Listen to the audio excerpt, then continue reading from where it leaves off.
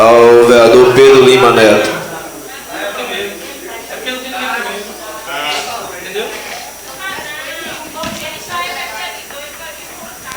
Antes do vereador Pedro falar, eu quero dizer ao vereador que hoje da cor do dia a gente esquecemos e que a sessão itinerante do dia 26 de hoje a 8 será no povoado de Viração, com o colega e representante lá do povoado de Viração, e que começa a agilizar lá, a sessão será no povoado de Viração de hoje a 8.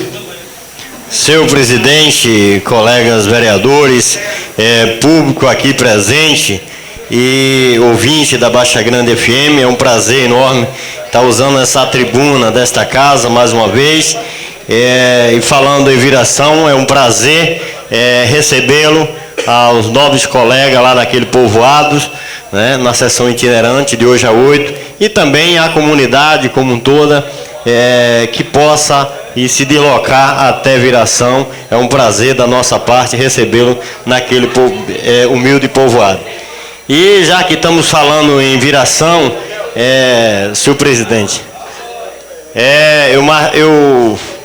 eu me sinto assim bastante feliz em parte, apesar de não ter sido contemplado toda a pavimentação, na linguagem popular, o calçamento de Viração, mas me sinto assim muito alegre por aquele povoado ser mais velho do que Baixa Grande e pela primeira vez na sua história recebeu uma parte de pavimentação. Pavimentação essa que foi um recurso do governo federal, um convênio com a prefeitura, através do prefeito Gilvan, para um projeto de R$100 mil, para 97.500, mais a contrapartida, 100 e pouco, 102 mais ou menos, para realizar 1.920 metros de pavimentação. E assim, o prefeito fez a licitação e conseguiu fazer os 1.920 metros e ampliou, mas com o comprimento aumentou mais 600 e poucos metros quadrados, e mais uns 200 e pouco com o recurso próprio da prefeitura. Então, isso aí fecha mais ou menos mais de 2.700 metro de calçamento. Quilômetro também já é demais, né? Então, a gente breve vai ter a inauguração. A ansiedade do pessoal que tenha um forró, né? Para quem, nosso amigo Judeu está ali já, que gosta de forró. E a gente deve afirmar a data aí que está prevista, mas a gente realmente está de parabéns por isso aí.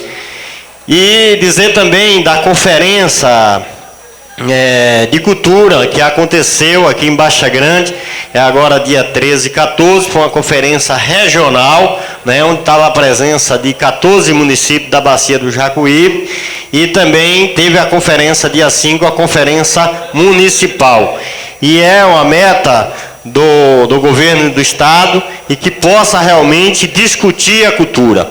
E por que essas conferências? Porque é dessas conferências, municipal, regional e estadual, que vai ter agora estadual e nacional, é que vai nascer uma proposta saído de baixo para cima, ou seja, do próprio povo é quem vai dizer. Porque fazer cultura pública de forma decidida pelo governo, o governo do presidente da República, né, o governador da Bahia, não sabe qual é a cultura que Baixa Grande quer discutir a região. Quem sabe mesmo é o povo. Então está de parabéns aí por essas conferências, além de outras conferências que têm sido realizadas, como conferência da cidade, que o município realizou, conferência de saúde, conferência de ação social. Então, assim, tem vários ações que são, assim, ações sociais e que, às vezes, não é muito vista e divulgado pela questão de uma administração. A questão dessas ações sociais, que você está discutindo os problemas sociais na vida do povo. Porque, às vezes, saúde ou cultura não é construir uma casa da cultura. Claro que precisa, é claro que precisa um hospital, mas saúde se dá. Por exemplo, hoje está acontecendo uma capacitação que vai durar 1 ano, né, de existência desse treinamento, para os agentes comunitários de saúde, para que eles possam se capacitar. Aí, se, por exemplo, vamos fazer aqui uma obra para que seja referência dos agentes comunitários de saúde, é bom. Mas se você fizer uma capacitação para os agentes que já fazem esse trabalho no domicílio, né, na casa das famílias, se eles se capacitar mais ainda do que o que são capacitados, isso se chama de desenvolvimento social. E eu acho que está acontecendo na administração, aos poucos, tem coisa que realmente eu sou sincero a dizer. Às vezes acontece coisa que nem eu, que sou o líder do governo, consigo saber que está acontecendo, quando eu sei já está em cima da hora, porque as secretarias planejam as ações e às vezes eu acho que precisa divulgar mais, né, algumas ações sociais que são realizadas, porque é assim que é a construção de uma sociedade. Mas eu queria, senhor presidente, fazer um esclarecimento na fala do nosso amigo Claudionor, representando o sindicato. É pertinente discutir, ouvir. Agora eu quero dizer a pingo, na linguagem popular, que essa questão da insalubridade, ela está no plano de trabalho, nas leis municipais. Agora, elas são de forma... a insalubridade, você sabe disso, que é para aqueles que estão na área. O que há é uma interpretação da administração que antes era dada insalubridade de forma assim, desigual. Tinha gente que não tinha direito e tinha gente que tinha, e tinha quem tinha direito não recebia, e foi procurado corrigi-lo a isso, de forma dando, como diz o ditado popular, dá a Deus o que é de Deus, dá a César o que é de César. Então o que eu vejo foi o que aconteceu isso. Tem alguns funcionários que recebem alguns direitos ainda, que às vezes foi na época implantado e que não era, ele não tinha esse direito. Quem deveria ter era outro. E aí, no caso da insalubridade, as pessoas não aceitam, tirou, perseguiu, foi perseguidor, e às vezes não é. Porque o gestor, ele tem que se pautar no direito do cidadão, inclusive funcionário, e se pautar na legislação que ele tem que ter a responsabilidade.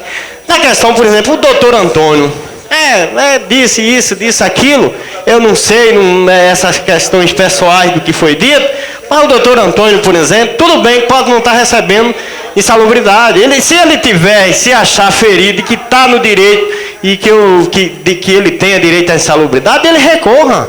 Mas eu quero afirmar de antemão que ele gosta ou não da administração do PT, foi na administração do prefeito Gilvan que ele teve um aumento de R$600 para R$1.500, R$900 de aumento de salário para o doutor Antônio, que é um funcionário concursado da prefeitura. Então, se não tem insalubridade, ele pode recorrer judicialmente, é um direito que compete a ele. Agora, ele dizer que não foi beneficiado, porque se o PT ou o prefeito Gilvan quisesse persegui-lo, ele dizer, acaba, eu vou te dar 100 conto aí de aumento e nada de 1.500. Eu acho que isso não funcionou, eu acho que tem uma má interpretação dessa parte, entendeu? Mas está aí o esclarecimento. A questão que o Claudionor, representante do sindicato, esclareceu que o prefeito não tem regularidade com pagamento de funcionário, ou com despesa de pessoal, que um mês paga 700, outro paga não sei o quê. Eu queria esclarecer para você, que você deve ter esquecido, é que os cálculos de despesa com o pessoal é feito nos últimos 12 meses, e não mês a mês. Então, se você está no mês de junho, agora em outubro, então você pega como referência de outubro do ano passado até agora, para efeito de cálculo. É muito claro e evidente, Pingo? Ficou claro? Você falou que gastou muito mais em junho. Sabe por quê? Gastou muito mais em junho? Porque na primeira vez na história de Baixa Grande, teve um prefeito que pagou salário ao funcionário 2 vezes no mês. 2 vezes. Por isso que a despesa de pessoal de junho, pleno São João, deu mais alta. Mensal. Porque pagou dia 1º e pagou dia 23, que é São João. Todo funcionário nunca viu no dia 23 receber salário. É claro, se for fazer a matemática como o sindicato está fazendo, vai dar disparidade. Porque outros meses, por exemplo, Natal, se você pegar dezembro, vai dar, porque o prefeito paga no início do mês e paga no dia de Natal. Então, esse cálculo é feito de forma dos últimos 12 meses. Né? Então, por isso, e todas as documentações apresentadas oficialmente da administração, é assim, é apertado. E só tem, Pingo, e todos que estão me ouvindo, uma forma de dar aumento aos servidores. Não adianta ficar iludido que esse prefeito ou um outro, um qualquer que vier, vai ser bonzinho. Porque o bonzinho ou não, tem que seguir uma legislação, a chamada Lei de Responsabilidade Fiscais, a Lei de Responsabilidade Fiscal. Então o prefeito é puxado, quando ele quer aumentar, o tribunal notifica, opa, cuidado, o limite prudencial está acima dos 51, tem que voltar para o normal, porque senão vai ter conta reprovada, vai ter cassado mandato. Então essa é uma recomendação da Lei de Responsabilidade Fiscal. No mais, para que possa aumentar, qual é o mecanismo? Tem que aumentar a receita corrente líquida tem que aumentar, porque na forma que você arrecada mais, esse percentual abaixa. Mas se você diminuir ou estagnar a arrecadação, que também a Lei de Responsabilidade Fiscal cobra do prefeito, qualquer ele que for, que tem um percentual para cobrar da despesa, né, da despesa do município. Então tem esse percentual. Então a administração, eu acho que o prefeito Gilvan tem sido muito claro, está aí, está rediscutindo, está vendo o contrário. Em vez de discutir para ver o aumento, está se discutindo que tem que diminuir despesa com o pessoal daqui para o final do ano. É bastante. Então, isso tem que estar revendo, tem que ser claro, e não adianta dizer que vem um do céu, a não ser com essa matemática. Aumentar a receita para cair o percentual do pessoal. No mais, a lei até diz, se o gestor for gastar a mais do que a lei diz, tem que demitir cargo de confiança, funcionário concursado, tem que fazer um procedimento, justificar. Eu estou falando da realidade do que diz a lei. O mais são... Então está aí o esclarecimento. Outra questão, eu quero dizer aqui, está sendo aqui de forma injusta as colocações do dirigente sindical, do seu Pingo. Está sendo injusta a professora que esteve aqui na tribuna semana passada, em colocar, por exemplo, senhor presidente, eu peço que eu tenha direito à minha fala, porque eu respeito a fala de qualquer um. Por que injusto? Como é que um professor, com a professora que falou aqui a semana passada, né, falou em fechamento de escola? Ora, eu vou pedir aos professores que deixem o vereador falar. Não vou... Na administração do ex-prefeito Mimi, teve uma coisa boa que o prefeito Mimi fez. Fechou-se a escola de Vista Alegre, fechou entre aspas, onde minha filha Kessia estudava na 4ª série, junto com pré e primeiro ano e segundo ano.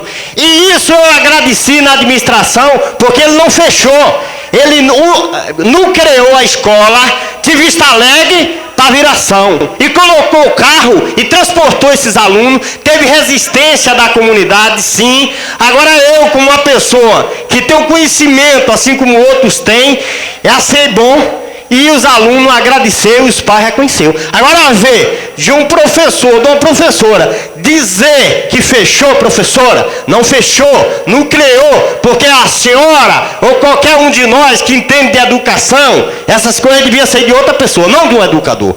Que ninguém é capaz que tem noção de querer o seu filho num turno só de 25 ou 24, com o mesmo professor para falar primeiro ano, segundo ano e terceiro ano. Então acho que fazer oposição e reivindicar direito é normal. Agora tem que ser coerente no que fala e não entrar em contradição da lógica de qualquer educador que poderia se manifestar.